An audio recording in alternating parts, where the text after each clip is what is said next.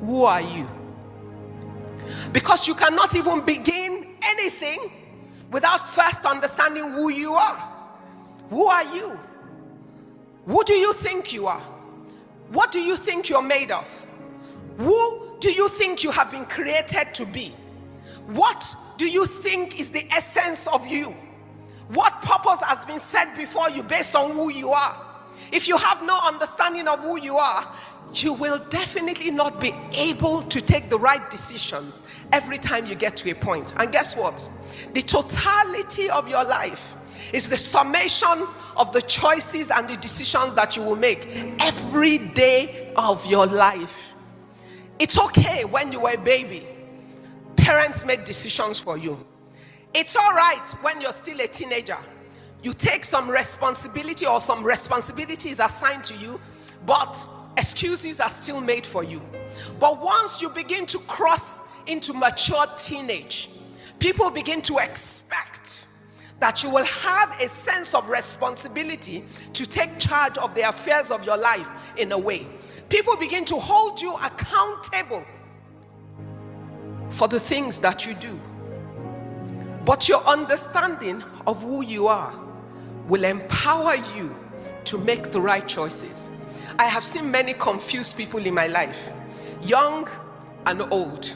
I have seen people in their 50s who still haven't figured who they are. And because they lack an understanding of who they are, they lack the ability to make the right decisions to support who they are. Who are you? Your father's child? That's part of it. Your mother's child? That's part of it. Male or female? That's a descriptive figure. It just tells that you got something that somebody else doesn't have. That's what the male or the female describes to you. Beyond that, you both have two eyes, you have one mouth, one nose, two hands. I haven't seen the men have 3 hands and the women 2 hands. You have 2 legs, you have a brain. Essentially, there are many factors that are the same. So you're male, you're female, that's descriptive. Okay, you come from, in Nigeria, you like to describe yourself by your state. Who cares where you come from? Whether you come from Ondo, or you come from Ibadan, or you come from Ijebu, or you are from Mokpa, or anywhere else, or whether you're British, you're American, whatever, wherever, who cares? That's not who you are. That's only a description of where you have come from, or where you were born. It's only a description of maybe what passport you hold. That's not who you are. Who are you?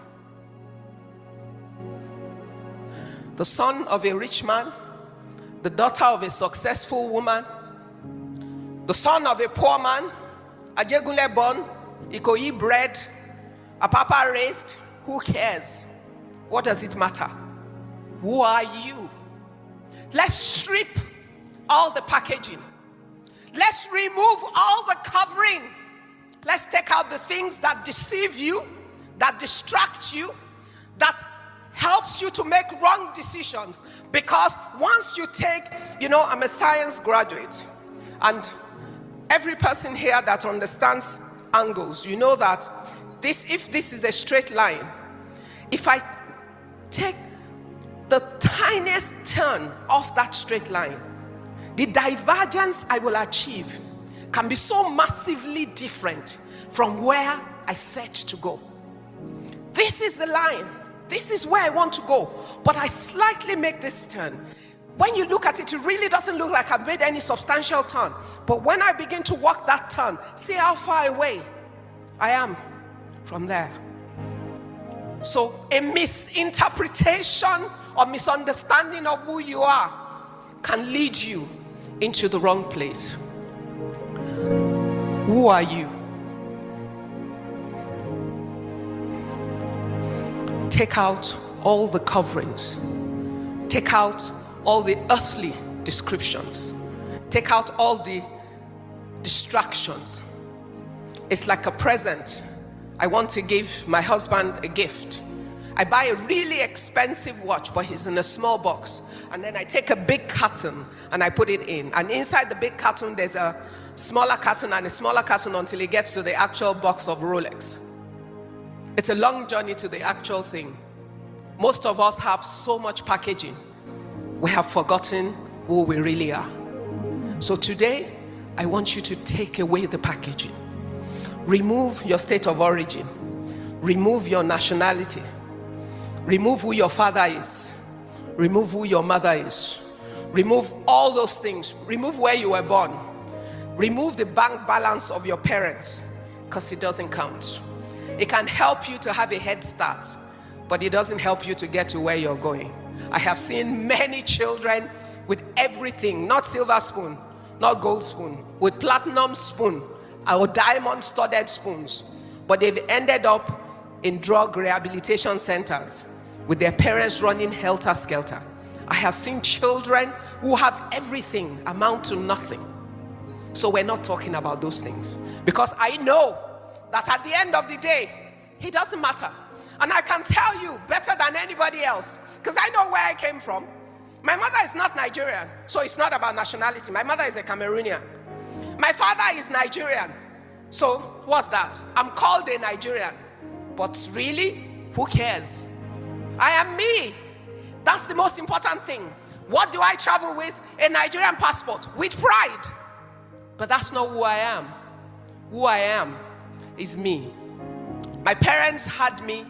My father went off to England to go to school before I was born. He left my mother pregnant with me. My mother had me, and before I was a year old, left to join her husband in England, and I was left with my grandmother. So, maybe for some people, they will be stuck at, oh God, they should have just taken me to that London. I should have been born British, because then I would have been born in London. I would have had a British passport. It would have been a curse in my life. Because a number of my friends that I know that were born British, as soon as we finished university, they all left.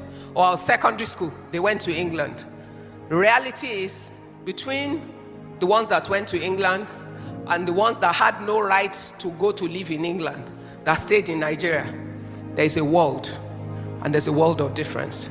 And considering I grew up with my grandmother before my parents came back like 8 years after, spent my first, from at age 4 or 5, I was sent into a boarding nursery school. I lived in boarding school at a very early age because my parents wanted to protect me from becoming a local Ibadan girl. My first exposure to business was my grandmother's little shop where she sold salt. And I used to love to sit behind her little kiosk and help her to sell the salt. But who knew I was being trained for business in my future, but totally different from the salt that my grandmother was selling. Who are you? After you've answered it as you understand it, I want to tell you some of who the Bible says that you are. Why is that important? When you buy a TV and you want to understand how to take charge of it and use it effectively, what do? You go to the manufacturer's manual. The manual tells you things you might not know, because it's very easy to make assumptions from the little you knew before about another TV, or to make assumptions based on your friend's TV or the TV of old. But technology changes every day, so perchance something major has changed concerning the new TV that you have bought, and only the manufacturer knows. Nobody here was created by anybody else but God. If you are, please put up your hand so we can ask where your own manufacturer is. But we know who are manufacturers. Who is your manufacturer? And if he's your manufacturer and you're a Christian, where is his manual? Show me your manual. This is his manual. And don't ever be deceived. The world will give you many, many solutions, but nobody knows you like your manufacturer. And the interesting thing is, even though we all have the same Bible, we have the same Bible, we will read the same scriptures, we will take the same promises, we will read the same word, but the who that you are in the context of the same word is specific to you. That's why you must know who you are, so that you never ever want to live the life of another. So you never want to be a copy of anybody else. So you're never miserable on the day somebody else is achieving, because your own day will come. So you're not miserable on the day somebody else is getting married, because the guy she's marrying is not the guy for you. So you don't want to marry just the next guy that wants to marry you, because if it's the wrong guy for you, he will damage you, because your manufacturer has designed the perfect plug for you. But you must know who you are. And knowing who you are by your manufacturer's definition, by your manufacturer's design, is the foundation of who you can be. It is that understanding of who you are that keeps you steady. It is that understanding of who you are that keeps you strong. It is that understanding of who you are that makes you stand against the wiles of the enemy. It is that understanding that keeps you facing the storm and saying, because you know who you are. You know what God has called you to. Every time I face a major challenge in business, I go to God and I say, I know you. You will not place my feet upon a rock and remove it from under. You have called me to this place to be an ambassador in the marketplace. Nothing can move me. Then I turn and face the enemy and say, whoa, look at me well. When you know who you are, you cannot be cheated. You have to invest time in understanding who you are. And no matter what happens around you, don't shift ground. Because everything will be trying to shift you from the ground of understanding of who you are. First and foremost, you must know that you are a child of God. It is the foundation of everything else that you know about yourself.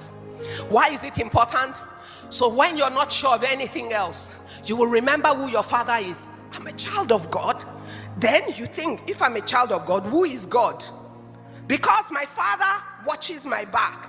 So if I understand that I'm a child of God, I must then seek to understand who God is. In my understanding of who God is, I understand the power that he represents. And in understanding the power that he represents, I understand the opportunities he has placed before me. And it is the taking of those opportunities that helps me to accelerate in my emergence as a leader. Do you know how leaders emerge? There are gaps and there are spaces, and there are people needed to fill them. Everybody thinks it's this person or that person. Some children of God who have been endowed and empowered, but who do not know who they are, will step back from the space that has opened for them.